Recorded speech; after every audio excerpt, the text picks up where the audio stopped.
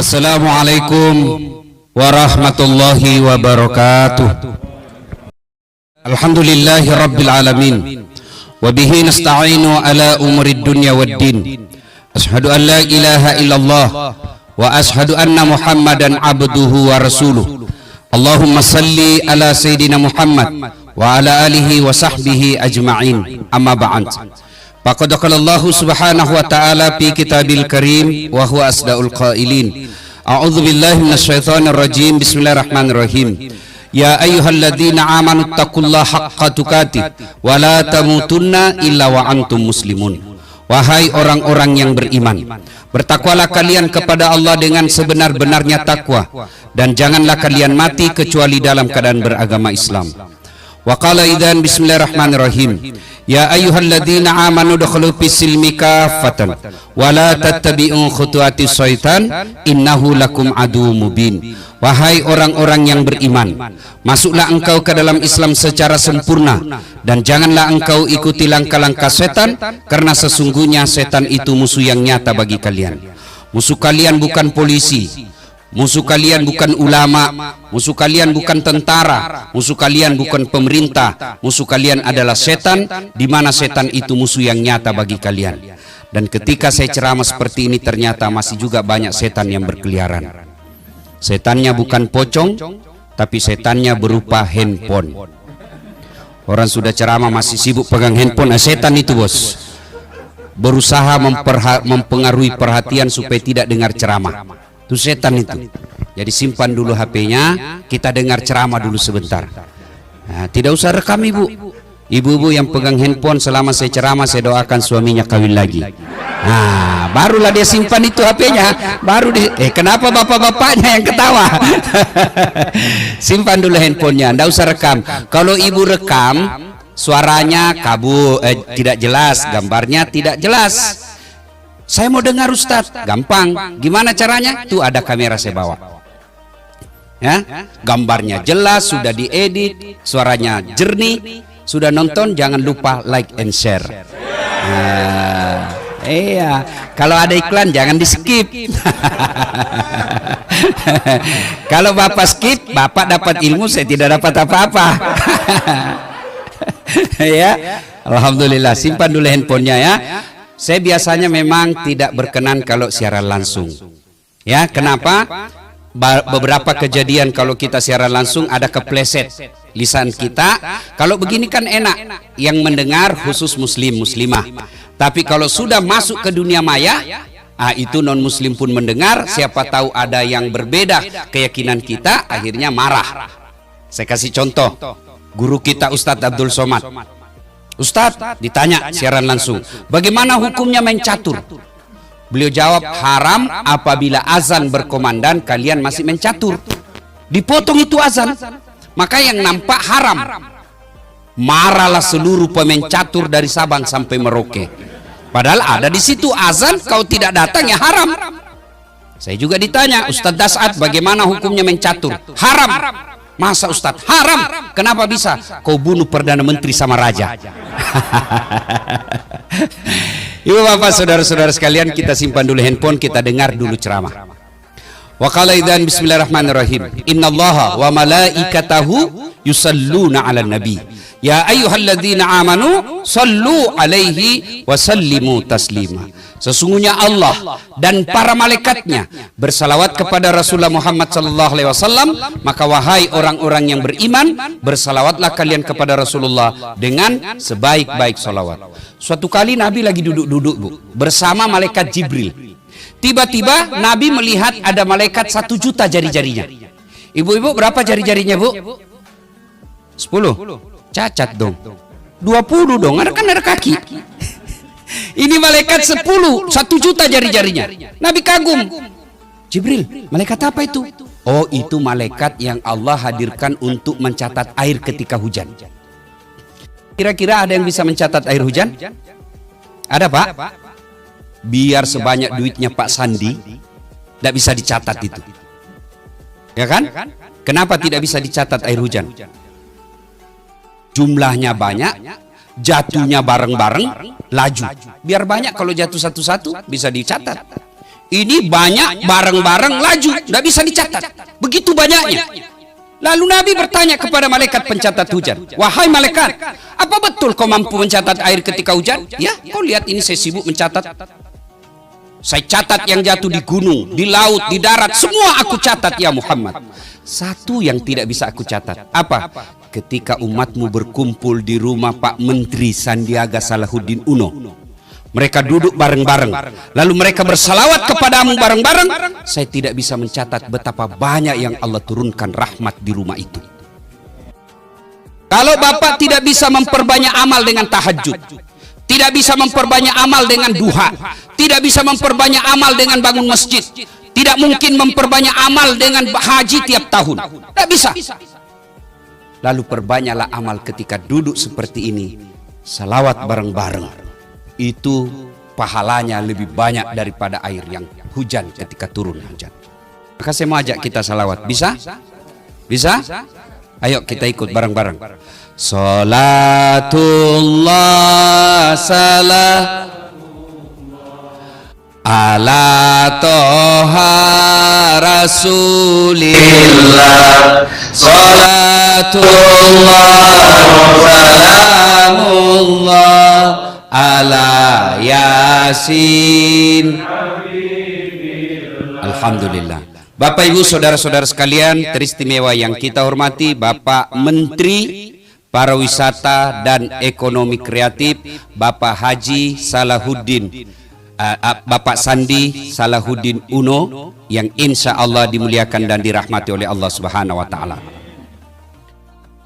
Orang Australia, orang Eropa, orang Amerika datang ke Bali mengeluarkan uang ratusan juta hanya untuk melihat sawah yang bertingkat-tingkat.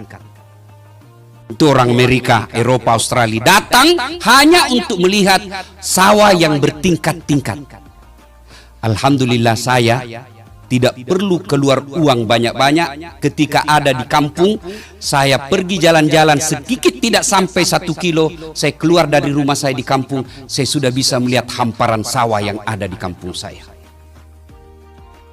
Orang-orang Eropa, Amerika, luar negeri datang ke Indonesia, mengeluarkan duit sampai puluhan juta untuk apa? Melihat laut kita yang cantik pantainya dan putih pasirnya. Tunjukkan saya di Indonesia kabupaten yang tidak ada pantainya. Kita tidak perlu mengeluarkan duit untuk melihat pantai kita yang indah. Orang Amerika, Eropa, luar negeri datang ke Indonesia untuk apa? Melihat alam kita, mengeluarkan duit. Alhamdulillah kita Indonesia tidak perlu mengeluarkan duit. Bapak pergi ke Tanah Suci. Begitu mau landing, apakah di Jeddah atau di Medina atau di Riyadh, begitu mau pesawat landing, apa yang kita lihat? Apa Bapak pernah melihat gunung yang hijau seperti di Indonesia? Di sana gunungnya coklat karena original batu, tidak ada rumputnya. Makanya mereka datang ke Indonesia, terutama ke Bogor, mengeluarkan duit sampai ratusan juta hanya untuk melihat gunung-gunung yang hijau. Kita alhamdulillah tidak perlu mengeluarkan uang untuk melihat hutan yang hijau. Pohon kita tumbuh subur. Alhamdulillah. Itu alamnya. Saya kumpulkan anak-anak kader-kader mubalik di Sulawesi. Kau tunjukkan negara Indonesia, negara seperti bebasnya Indonesia dalam beragama. Tidak usah jauh dulu ke Eropa. Kita nyebrang ke tetangga kita, Malaysia. Di sana mau ceramah, oh tidak gampang orang ceramah bos.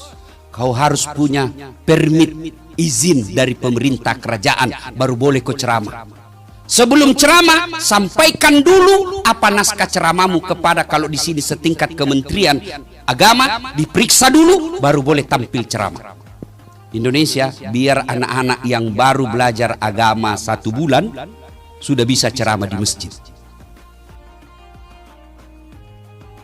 Cari saya negara yang bebas membangun masjid seperti di Indonesia. Malaysia, bapak mau bikin masjid, biar bapak punya duit banyak, tidak dikasih izin sama kerajaan, tidak bisa bikin masjid. Di Indonesia, alhamdulillah, belum lagi rumah ibadah, belum lagi namanya pesantren. Saudi saja, Saudi pusat Islam, awal pergerakan Islam, bikin pesantren di sana. Pikir bapak gampang? Tidak, ceramah aja di masjid tanpa izin raja tidak bisa. Di Indonesia, alhamdulillah, punya duit, kumpulkan anak-anak, bikin penghafal Quran, jadi pondok di rumah, tidak perlu izin, selesai. Itulah sebabnya saya sampaikan, adik-adik yang lagi belajar di Mesir, baru-baru saya datang, fakta-fakta kejadian inilah yang tidak boleh kau berhenti mencintai negaramu. Kita tahu negara kita belum sesuai harapan yang kita mau, disuruh ngurus laut malah ada dibajak laut, disuruh ngukur hukum malah mempermainkan hukum. Apa boleh buat? Tapi di sini kita lahir, di sini kita besar, di sini kita dakwah, di sini kita berkeluarga, di sini kita ngurus anak-anak istri kita. Maka inilah negara kita.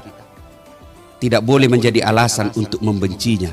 Maka cara mencintai negara kita, satu, bersyukur. Gimana cara bersyukurnya, Ustaz? Pertama, bersyukur dengan melafazkan hamdalah. Kalau bapak muslim, alhamdulillahi rabbil alamin.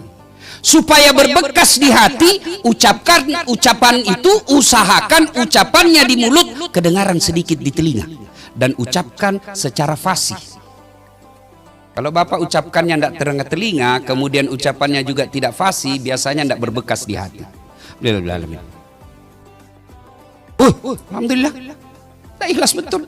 Ditelepon kawan, naik saham, alhamdulillah. Apa artinya itu, bos? Kan tidak berbekas di hati. Coba bapak amalkan deh, coba bapak amalkan.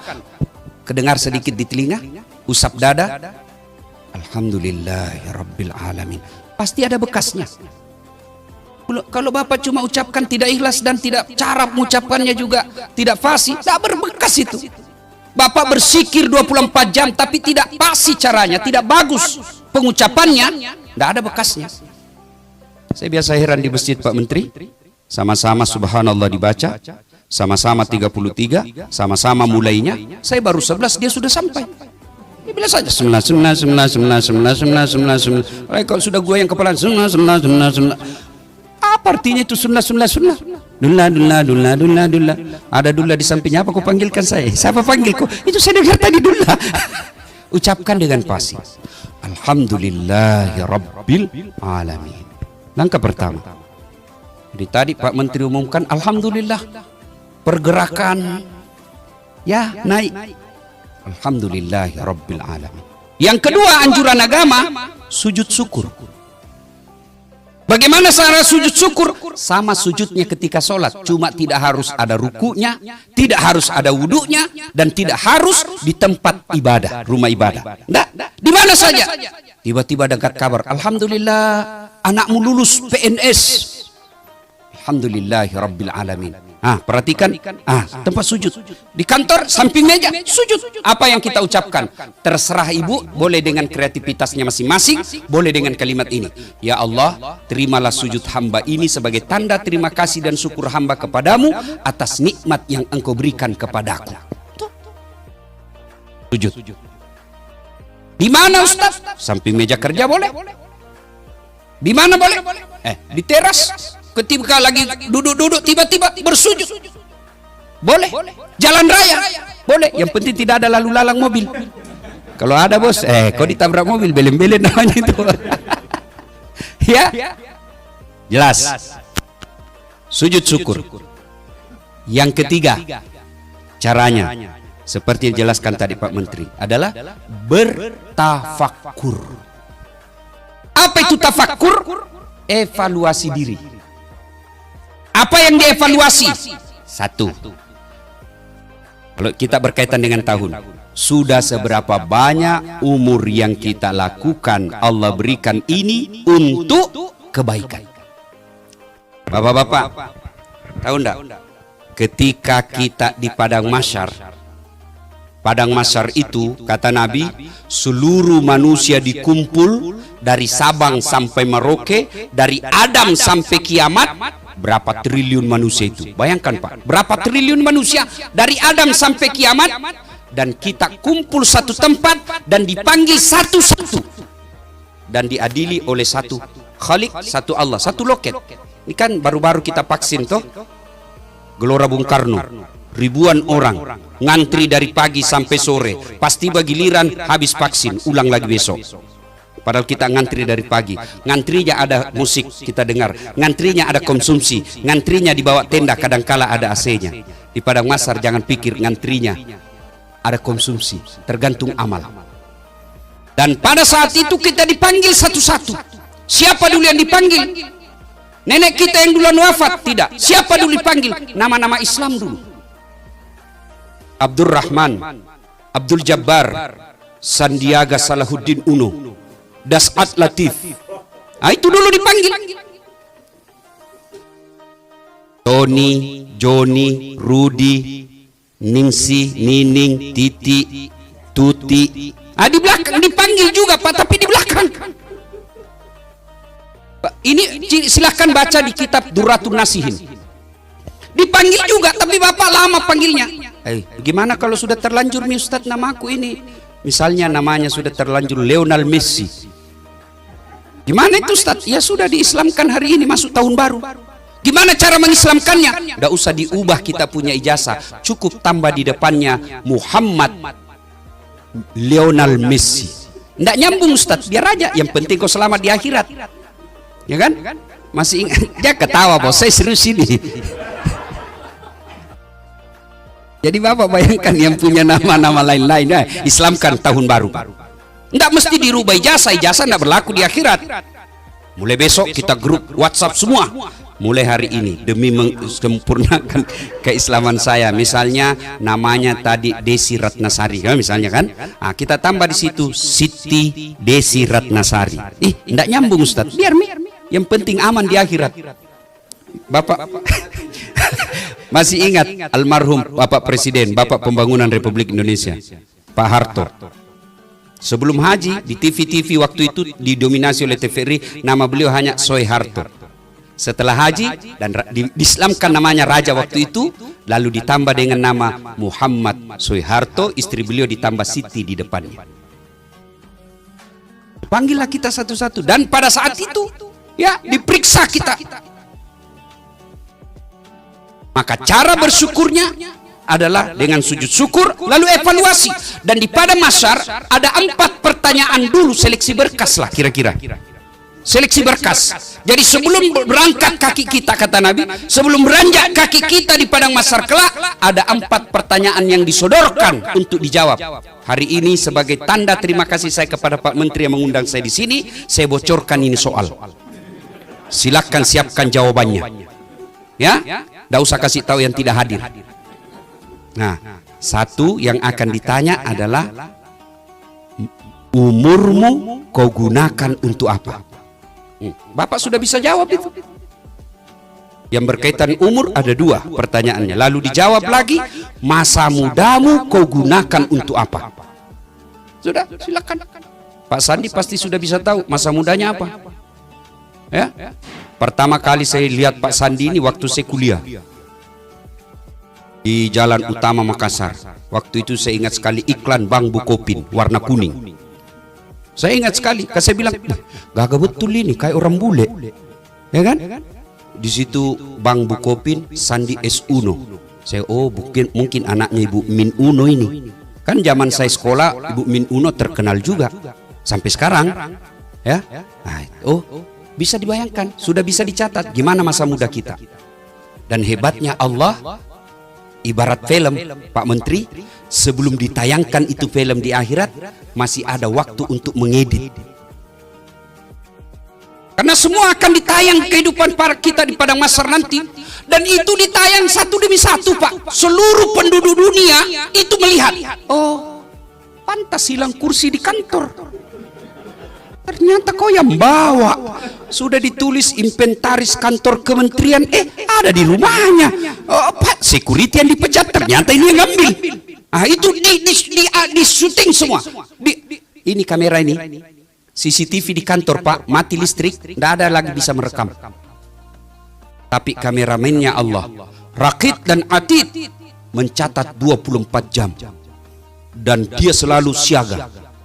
Begitu pegang tangannya sekretaris, misalnya selingkuh tipis-tipis, di zoom.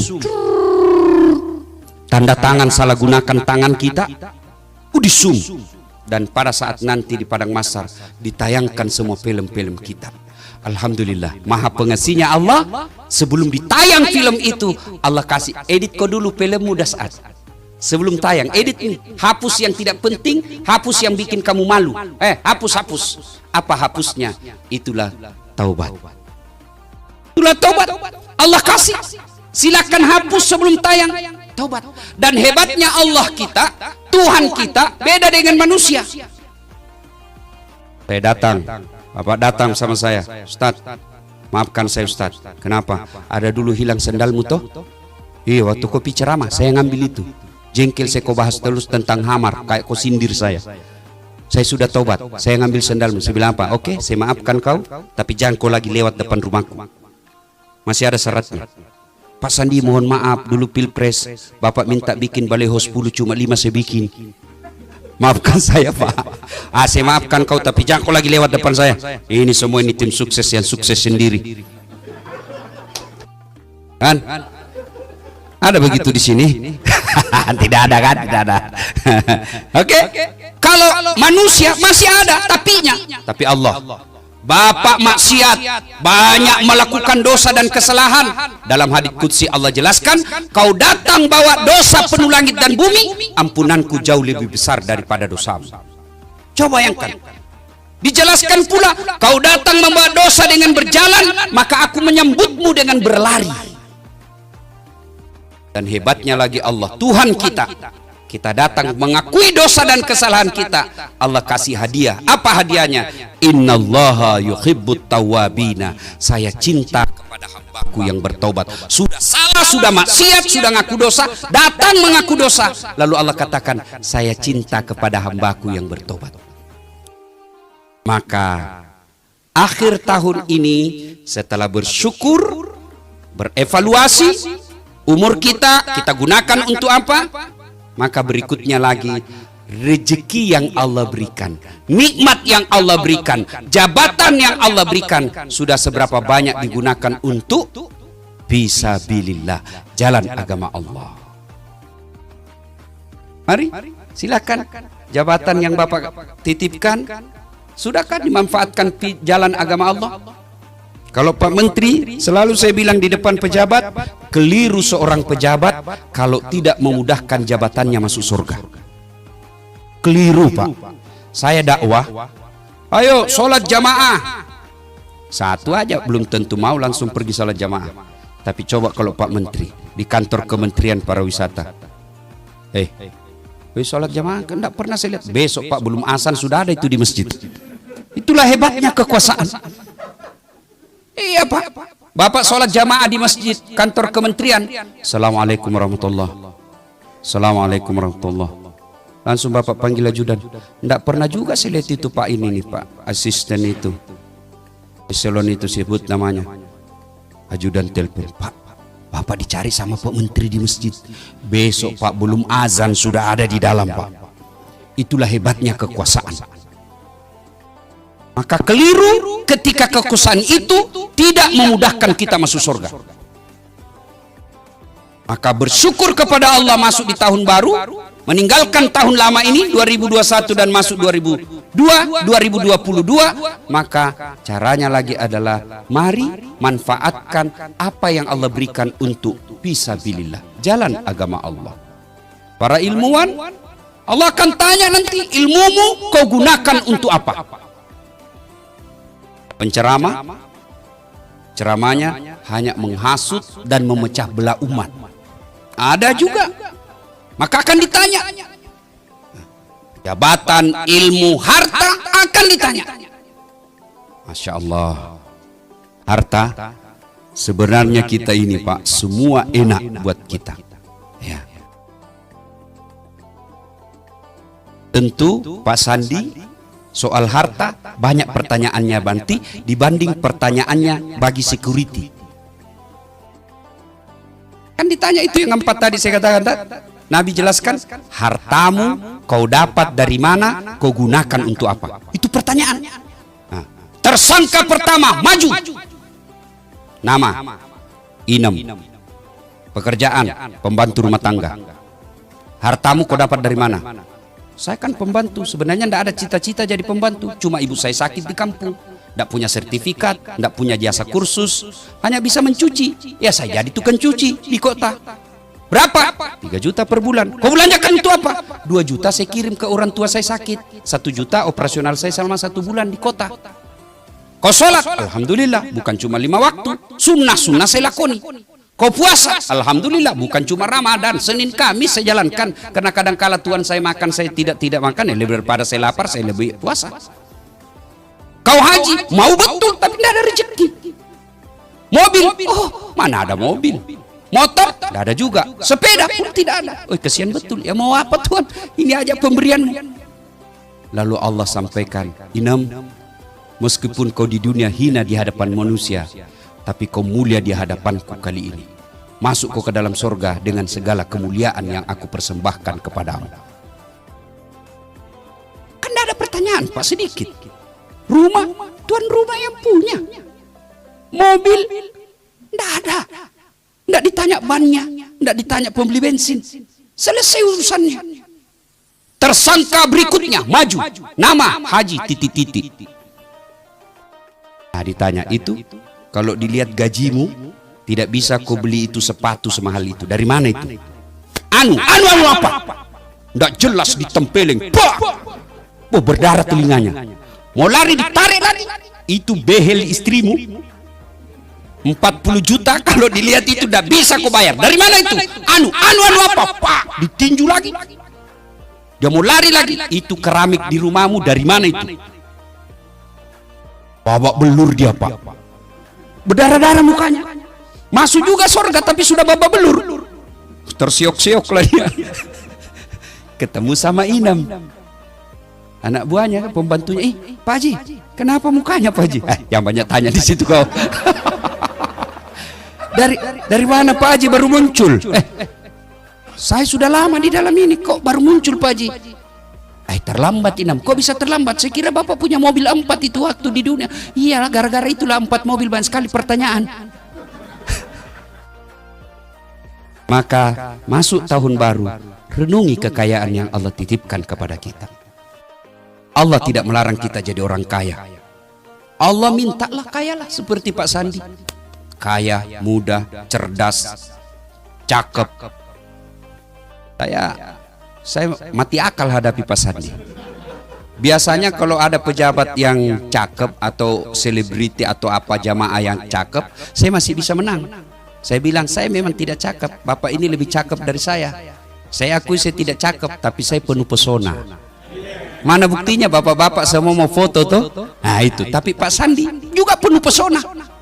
Terkenal, pejabat, tapi jangan salah, banyak juga pertanyaannya nanti ketika di akhirat.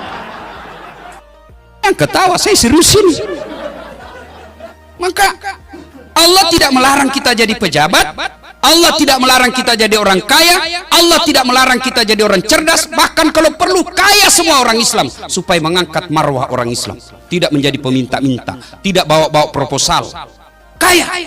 Tapi ingat, Allah cuma minta jangan kau takabur, jangan kau sombong, karena cerdas, cakep, punya jabatan itu pintu masuknya setan. Dan setan masuk dengan bisikan apa? Sombong. Fir'aun cakep, penguasa, cerdas, berwibawa, punya pasukan, sampai istananya pun kadangkala dihiasi dengan perhiasan emas. Begitu kayanya Fir'aun. Tapi puncaknya silau dengan semua itu, akhirnya dia sombong, dan puncak kesombongannya dia lantik dirinya menjadi Tuhan. Allah murka kepadanya, dilaknat Allah, haram masuk surga, diabadikan dalam neraka, dan tidak ada manusia yang senang itu Fir'aun. Padahal dia populer, ada namanya dalam Quran. Coba, cerdas, kaya, pejabat, tidak ada manusia yang senang sama Fir'aun. Mana buktinya? Sampai detik ini tidak ada satupun manusia yang mau kasih nama anaknya Fir'aun. Oh nak, itu Fir'aun, toko itu nak, ada namanya di Quran. Saya kasih kau nama Fir'aun. Begitu Allah laknat Fir'aun, namanya pun tidak ada orang senang. Padahal dia kaya. Maka mohon maaf bagi kita yang Allah titipi kekayaan. Allah tidak melarang kita kaya. Allah hanya minta syukuri dengan cara apa? Bersedekahlah. Bayar zakatmu. Kenapa itu ayat? Saya setiap ceramah Pak, selalu setiap saya ceramah pasti saya bacakan ayat itu. Ya ayyuhalladzina amanu taqullaha haqqa tuqatih wa la tamutunna illa wa antum muslimun. Itu dibaca tiap Jumat. Kalau di kantor Pak Menteri ada pengumuman dari Pak Menteri, ada titah perintah Pak Menteri yang harus dibaca setiap Jumat, pasti itu perintah penting. Ayat ini Jumat dibacakan khatib, berarti ayat ini penting. Jangan kamu mati illa kecuali wa antum muslimun, dalam keadaan beragama Islam. Insya Allah Bapak tidak akan wafat dalam berzina. Insya Allah kita tidak akan wafat dalam keadaan mabuk. Insya Allah kita tidak akan wafat dalam keadaan korupsi. Tapi yang membuat kita bisa mati dalam keadaan kafir, hubbi aklil haram, baru saja makan uang haram. Apa yang menyebabkan uang dan penghasilan kita haram? Adalah enggan membayar zakat. Gaji Bapak sebagai PNS 10 juta, halal, murni halal, itu jeripaya Bapak. Tapi ingat, di 10 juta itu Allah wajibkan kita keluarkan zakat penghasilanmu 2,5%. Sehingga ketika tidak dikeluarkan yang 2,5% itu, yang 2,5% itulah yang mengotori yang 97,5. Saya kasih contoh, mohon maaf Pak Menteri. Ini anggaplah ini gaji.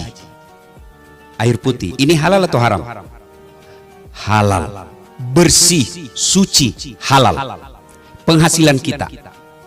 Tapi ketika tidak dikeluarkan zakatnya, maka air yang bersih, suci dan halal ini kemudian karena tidak dikeluarkan zakatnya, ibaratnya Bapak mencelupkan jari-jari Bapak, mohon maaf, di kloset air toilet. Bapak celupkan jari-jarinya, ambil 1 tetes, masukkan 1 tetes di air ini yang tadinya bersih, suci dan halal. Bapak kalau sudah ada 1 tetes di dalam ini dari air kloset, meskipun 1 tetes, Bapak masih mau minum? Masih mau minum? Pasti tidak mau. Itulah perumpamaan penghasilan yang halal dan tidak dikeluarkan zakatnya menjadikan seluruh harta yang kita dapatkan menjadi haram. Dan akhirnya harta yang tadinya halal kita peroleh karena kita tidak keluarkan zakatnya, maka merusak kita punya tubuh. Duit banyak tapi tidak ada yang bisa dia makan. Duitnya tabungan depositonya 10 miliar tapi dilarang makan nasi. Ada kan Pak Menteri orang banyak duitnya dilarang makan nasi, dilarang makan gula, dilarang makan garam, dilarang makan daging. Apa saja yang bisa dia makan? Ubi rebus warna ungu, duit 7 miliar. Pagi-pagi ke dokter, Pak, karena Bapak waktu aktif tidak pernah kena matahari, mulai besok Bapak jalan-jalan pagi, ya keliling-keliling kompleks Pak ya, jangan pakai baju supaya Bapak kena matahari. Pakai celana pendek saja Pak di atas lutut supaya Bapak juga kena matahari. Jangan lupa Pak, jangan pakai sendal. Kelilinglah dia di komplek, tidak pakai baju, celana pendek, tidak pakai sendal. Apa bedanya sama gembel? Itulah kalau penghasilan tidak dikeluarkan zakatnya. Dan kalau Bapak Ibu keluarkan zakatnya, seperti yang dijelaskan Pak Menteri dengan penuh keyakinan, Allah gantikan 700 kali lipat. Ya kan Pak? Keluarkan, Allah ganti. Bahasa Qur'annya kan begini, kau belanjakan hartamu di jalan agama Allah ibarat menanam satu biji. Satu biji Bapak tanam, tumbuh 7 bulir. 7 bulir itu 7 batang, 7 tangkai. Dan setiap tangkainya itu mengandung 100 biji. Berarti satu menjadi 700 kali lipat. Maka itulah sebabnya orang dermawan, orang yang rajin bersedekah, telaten membayar zakatnya, tidak pernah kita dapatkan bangkrut. Nah, memang Allah sudah menjamin. Tolong carikan saya di Kementerian Pariwisata orang yang bangkrut gara-gara sedekah. Itu Ustaz yang di lantai 4 kaya sekali dulu itu Ustaz. Cuma karena rajin bangun masjid dan sedekah, dia bangkrut dia Ustaz. Tidak ada. Yang bangkrut gara-gara apa? Narkoba. Bangkrut gara-gara apa? Judi. Bangkrut gara-gara apa? Khamar. Tidak ada orang bangkrut gara-gara sedekah. Termasuk ibu-ibu, kalau mau tertolak dari bencana rumah tangga, sedekahlah. Anak kok susah sekali saya doakan Ustaz. Barangkali ibu malas sedekah. Suami mulai lain-lain ibu, kita lihat. Biasanya tidak pernah pakai parfum pergi kerja. Ini biar pengharum ruangan dia semprot juga ke badannya. Sudah mencurigakan itu Bu. Biasanya tidak setrika pun jadi. Ini pakaian dalamnya pun minta disetrika. Sudah mencurigakan itu Bu. Apalagi kalau masuk handphonenya di kamar mandi penerima WhatsApp, 70% mencurigakan. Daripada ibu curhat di medsos, tak kusangka kau begitu. Ngapain curhat di medsos? Lebih baik ibu curhat di atas sajadah. Namanya sholat hajat. Ambil wudhu, sholat 2 rakaat. Sudah sholat 2 rakaat, berdoa. Dan berdoa tidak harus menggunakan bahasa Arab. Jadi tidak boleh juga dikatakan berdoa bukan orang Arab. Tidak. Ya, itu tidak boleh kita menyamakan Tuhan dengan manusia. Jadi maknanya mungkin yang mengatakan gitu, bahwa Allah bahasa apapun boleh kita berdoa dengan bahasa apa saja. Mau bahasa Padang boleh, bahasa Gorontalo boleh, bahasa Bugis boleh, bahasa isyarat pun boleh.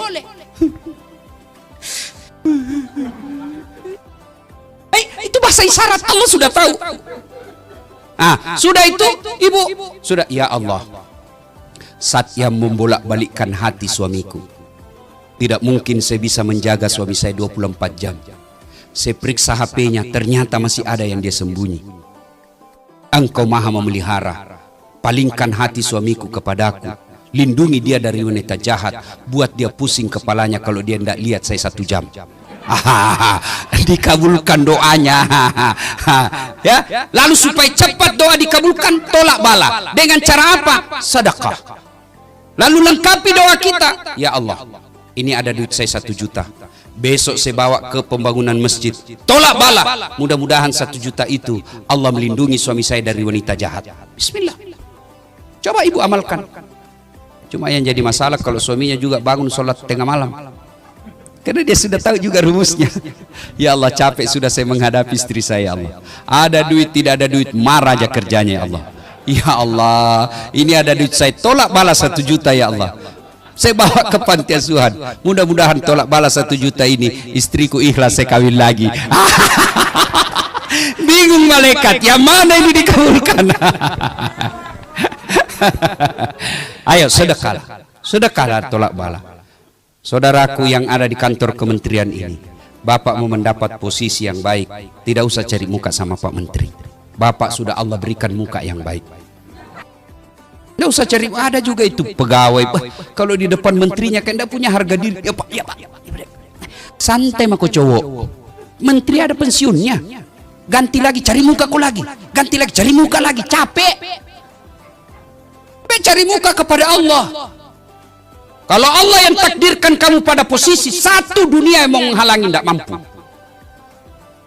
Tapi kalau Allah yang menghalangimu, tidak ada yang mampu mengangkatmu.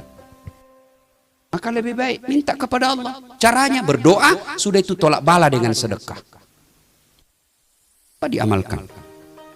3, yang keempat. Nasihat buat kita memasuki tahun baru. Mari kembali evaluasi rumah tangga kita masing-masing. Kesuksesan kita lebih utama di rumah, bukan lebih pada kantor. Rumah saja. Dan yang paling real, lihat anak kita. Saya yakin Pak Sandi bisa seperti ini bukan karena beliau yang hebat. Bukan. Dasat Latif dan kita para eselon yang hadir di tempat ini bisa seperti capaian seperti ini bukan karena kita yang hebat, tapi ibu bapak kita yang didik dan doa-doa dari ibu bapak. Maka tahun ini kalau bapak bersyukur, mari kembali caranya muliakan orang tua. Tidak ada kemuliaan seorang hamba di hadapan Allah ketika dia tidak tahu memuliakan orang tuanya. Tak ada itu. Saat kenapa ya rumah tangga saya kok susah betul bahagia? Ayo koreksi, servis kepada orang tua. Koreksi. Al-Quran mengajarkan, imma yablughanna indakal kibra ahaduhuma au kilahuma fala takul lahuma uf wala tanharhuma wa kullahuma qaulan karima. Yang kurang lebih terjemahan ayat ini, apabila kedua orang tuamu sudah uzur, sudah lanjut usia, pasti karena dia sudah lanjut usia, kita ambil, simpan di rumah. Ketika itu pasti timbul dan akan muncul cobaan sebagai anak. Orang tua kita mulai ingatannya lain-lain, orang tua kita mulai rewel, maka Allah menguji. Maka ketika itu, maka Allah sampaikan dalam ayat berikutnya, jangan kau berkata ah. Coba. Ini sangat logis ayat ini. Orang tua sudah usur, tidak mungkin kita biarkan tinggal di rumah meskipun dia kaya. Maka kita ambil. Ketika sudah dalam pemeliharaan usia tua, maka Allah perintahkan, jangan kau berkata ah. Ah saja dilarang, apalagi sampai meneteskan air mata ibumu, bapakmu. Bahkan menurut tafsir ulama tentang ayat ini, bapak mau berbuat baik, yang disebut ayat kaulan karimah, berbuat baik kepada kedua orang tua. Bapak mau bangun masjid, transfer. Pak Sandi mau bangun masjid di Gorontalo, transfer duitnya. Bukanlah suatu kesalahan, itu bisa, amalnya tidak berkurang. Pak Sandi mau bangun panti asuhan di Padang dengan mentransfer, itu juga suatu kemuliaan. Tapi menurut ayat ini, Pak Sandi mau berbuat baik, Dasat mau berbuat baik kepada orang tuanya, akhlak mulia jangan kau transfer tanganmu dengan tangannya orang tuamu. Itu yang disebut akhlak mulia kepada orang tua. Nah, masuk tahun baru besok, yang ibu bapak masih ada orang tuanya, ayo, kalau masih selokasi dengan kita, belilah baju yang baru, belilah makanan kesenangan orang tua, datang pagi hari selesai sholat subuh, persembahkan kepada orang tua dan minta didoakan. Itu jauh lebih mulia doanya ibu bapak kita daripada doanya seorang ulama untuk anak. Jadi kan biasa kita lebih senang minta didoakan sama ulama daripada dari ibu bapak kita. Ketemu ulama, cium tangannya, salah tidak. Tapi ketika ibu bapakmu kau tidak cium tangan, tidak ada gunanya mencium tangan ulamamu. Orang tua, cium tangannya, muliakan, bawa makanannya, kesenangannya. Jangan sampai datang orang tua kita dari kampung, kita telepon, Pak saya sibuk, itu ada sopir, bapak mau kemana saja, sudah siap temani, mau makan, ada pembantu yang sudah layani. Orang tua kita bukan diserahkan kepada orang-orang di sekitar kita, tapi kalau mau dapat berkahnya hidup, muliakan orang tua. Almarhum bapak saya pernah menerima baju dari adiknya, baju batik. Itu baju batik kesenangannya. Karena Pak Sandi, bapak saya petani penggarap. Tawanya orang dikerja, lalu bagi hasil. Ya, termasuk ekonomi ya lemah lah, kalau tidak dikatakan miskin. Nah, ada baju batiknya itu, karena senang kemana-mana saja dia pakai. Sholat Jumat, pengantin, ke Makassar dia pakai. Akhirnya lapuk dia punya sini, lapuk kera baju belakangnya. Lalu dia bilang, tolong balik itu, Kan biasa saya pun mungkin Pak Sandi mungkin dapat juga itu ketika kita masih sekolah dulu di kampung, kalau sudah lapu ini ditukar, dibalik kalau jahitannya. Sayangnya beliau wafat sebelum selesai jahitan kerah bajunya dan tidak sempat digunakan. Saudaraku yang masih hidup orang tuanya, kalau Allah beri rezeki tahun 2022, tidak usah investasi banyak-banyak kalau kau lupakan orang tuamu. Datanglah sahabat Nabi yang mengumrohkan orang tuanya dengan cara apa? Dia pikul di pundaknya. Salman Al-Farisi sampai melepuh pundaknya. Kenapa? Karena dia pikul ibunya dari Madinah ke Mekah, hampir 500 km. Lalu datang mengadu kepada Rasul dan bertanya, "Ya Rasulullah, apakah kebaikanku itu yang memikul ibu saya?" Kalau di kampungku namanya didenge. Saya tidak tahu apa bahasa Indonesianya itu, kalau orang tua kita simpan di sini. Gendong ya. Ya. Apakah kebaikan saya itu menggendong orang tuaku umroh sampai melepuh ini? Sudah seimbang dan mampu membalas kebaikan ibuku kepadaku. Nabi jelaskan, alhamdulillah kau sudah termasuk anak yang soleh, tapi demi Allah kau belum bisa membalas kebaikan ibumu.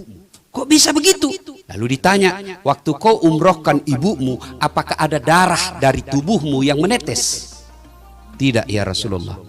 Ketahuilah ketika ibumu melahirkanmu, bukan menetes 1-2 tetes, tapi beberapa darahnya keluar untukmu, dan di dalam tubuhmu ada darahnya ibumu yang mengalir. Maka saudara, kalau setahun-tahun yang berlalu ini hidup kita kok tidak bisa bahagia, cita-cita kok jauh dari harapan, bisa jadi kemungkinannya sangat yakinkan bahwa kita tidak melayani orang tua dengan sebaik-baiknya. Aneh tentunya kita sebagai anak, ketika ada acara-acara hari besar, kita datang kepada pejabat kita lebih dulu ke rumahnya, cari muka. Sementara orang tua, jangankan kita sapa, kita telepon pun kadangkala kita lupa. Ketika pejabat kita menelpon, di saluran lain ibu kita juga menelpon. Biasanya kita terima teleponnya ibu, lalu kita bilang, "Bu, tunggu ya, menelpon saya punya kabar, menelpon saya punya dir." Terbalik saudara. Terima teleponnya pejabat kita, atasan kita, "Mohon maaf Pak, 5 menit setelah ini saya telepon balik karena orang tuaku lagi menelpon." Itu akhlak mulia, dan Anda tidak akan dihinakan oleh makhluk manusia ketika engkau memuliakan orang tuamu. Ibu bapak saudara-saudara sekalian, banyak yang ingin kita sampaikan, tapi waktu jualah yang membatasi kita. Dan pada akhirnya tahun baru ini, mari kita songsong dengan penuh keyakinan, dengan penuh optimisme, hilangkan sakwa sangka, hilangkan sangka buruk, karena Allah berfirman, "Ana inda sonni abdi bi."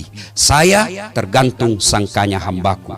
Kalau dia sangka 2022 sukses, segala sukses, maka aku berikan kesuksesan seperti yang dia sangkakan. Kalau dia berprasangka buruk, maka aku berikan seperti apa yang dia sangka burukkan. Maka kita orang bule mengatakan optimis dengan positive thinking. Kalau kita umat beragama mengatakan sangka baik kepada Allah dalam kehidupan ini. Semoga Allah memberkati kehidupan kita yang lalu dan yang akan datang. Mari kita tutup ceramah kita ini dengan berdoa kepada Allah Subhanahu wa taala. Kita awali dengan mengirimkan suratul Fatihah kepada Rasulullah Muhammad sallallahu alaihi wasallam. Khasiat dan keutamannya kita ikhlaskan untuk sahibul bait. Ila hadratin Nabi Mustafa Muhammad sallallahu alaihi wasallam, summa hususil sahibul bait. Al-Fatihah. A'udzu billahi minasyaitonir rajim. Bismillahirrahmanirrahim. Alhamdulillahi rabbil alamin. Iyyaka na'budu wa iyyaka nasta'in. A'udzu billahi minasyaitonir rajim. Bismillahirrahmanirrahim. Allahumma shalli ala sayidina Muhammad wa ala ali sayidina Muhammad. Allahumma ighfir lil mu'minina wal mu'minat wal muslimina wal muslimat al ahya'i minhum wal amwat innaka sami'un qaribun mujibud da'wat wa kadiyal hajat. Allahumma ighfir lana wa liwalidayna warhamhuma kama rabbayana. Allahumma inna nas'aluka salamatan fid din, salamatan fid dunya wal akhirah, wa afiatan fil jasadi wa siyadatan fil ilmi wa barakatan fil rizq wa taubatan qablal maut wa rahmatan indal maut wa maghfiratan ba'dal maut. Allahumma hawwin alaina fi sakaratil maut wa najata minan nari wal afwa indal hisab. Ya Allah, Zat yang Maha membalas, balaslah segala kebaikan orang-orang yang telah mewakafkan waktu, harta dan ilmunya untuk acara ini. Angkat harkat dan martabatnya, wujudkan cita-citanya, bahagiakan keluarganya, dan jika kelak menghadap kepadamu, hadapkan dalam iman dan Islam. Ya Allah, ya Rabbi, ya Karim, di kantor Kementerian Pariwisata ini, ya Allah, kami mencari nafkah dan memperbaiki karir kami. Jadikan segala pekerjaan kami berkah, jadikan segala penghasilan kami berkah, lalu jadikan kami pandai bersyukur kepada segala nikmat-Mu, ya Allah. Ya Allah, ya Rabbi, ya Karim, Zat yang beri hidayah dan pertolongan, tolong dan berikan hidayah kepada kami, ya Allah. Perbaiki akhlak kami, ya Allah. Perbaiki lisan kami, ya Allah. Perbaiki segala penghasilan kami, ya Allah. Engkau yang Maha memperbaiki, maka perbaikilah segala keburukan-keburukan yang telah kami lakukan.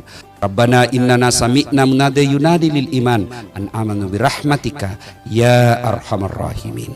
Rabbana atina fid dunya hasanah wa fil akhirati hasanah wa qina adzabannar. Subhana rabbika rabbil izzati amma yasifun wa salamun alal mursalin walhamdulillah.